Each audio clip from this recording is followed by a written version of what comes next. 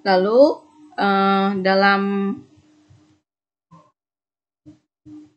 Lalu subtopik yang terakhir yang akan kita bahas pada pagi hari ini itu tentang strategi dan taktik politik.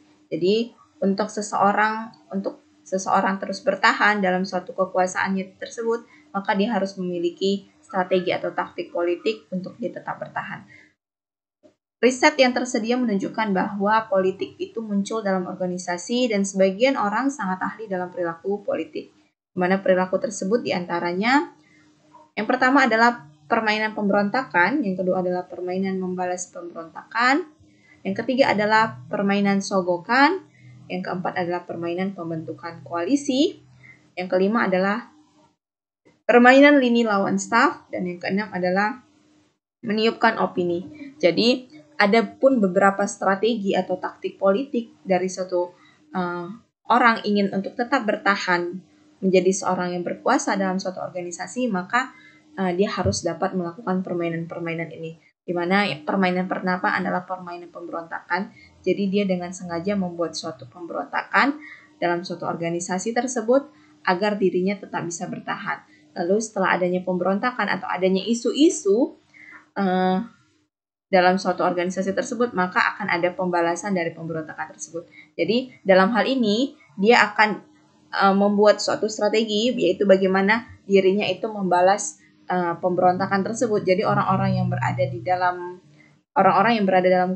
kekuasaannya atau orang-orang yang berada dalam suatu organisasi tersebut akan dapat melihat bagaimana sikapnya dalam menanggapi suatu pemberontakan tersebut. Oh, dia ternyata menanggapi pemberontakan tersebut dengan cara yang tenang, dengan cara yang sopan. Oh, berarti dia adalah pemimpin yang baik. Maka di periode berikutnya dia akan terpilih lagi.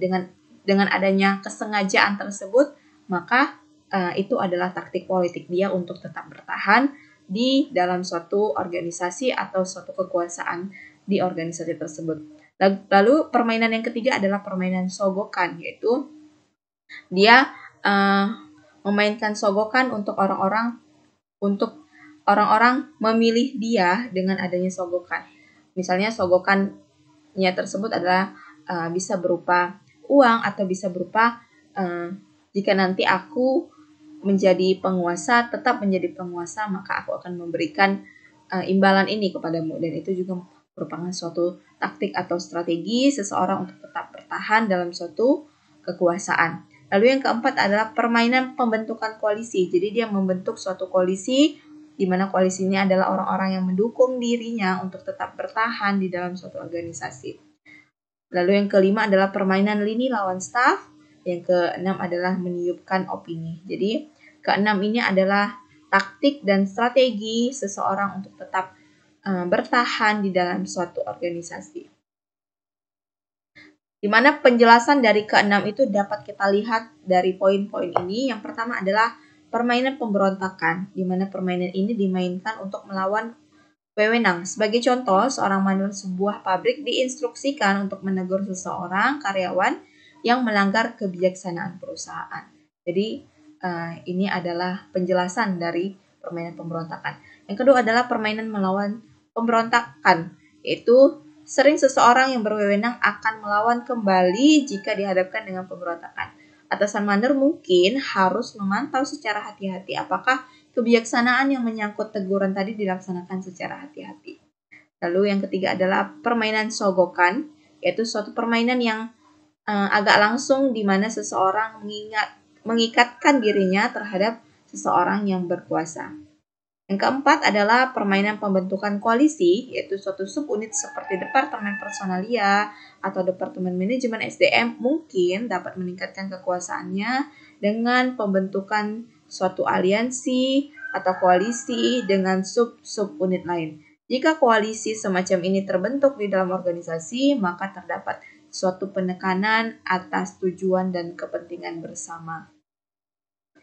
Lalu yang kelima adalah permainan lini lawan staf, yaitu pada dasarnya ini adalah suatu permainan yang mendorong wewenang lini untuk mengambil keputusan operasional melawan keahlian yang dimiliki para staf penasehat. Dan yang keenam adalah meniupkan opini, yaitu memberitahu seseorang tentang suatu praktik atau perilaku organisasi jika hal tersebut bertentangan dengan pendapat, nilai, atau keyakinan pribadi. Permainan ini dilakukan untuk menimbulkan perubahan organisasi.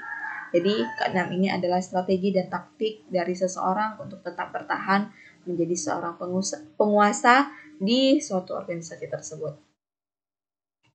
Demikian paparan saya untuk topik ke-9 ini. Untuk melengkapi pertemuan kita pada pagi hari ini, ada beberapa tugas-tugas yang harus adik-adik mahasiswa kerjakan.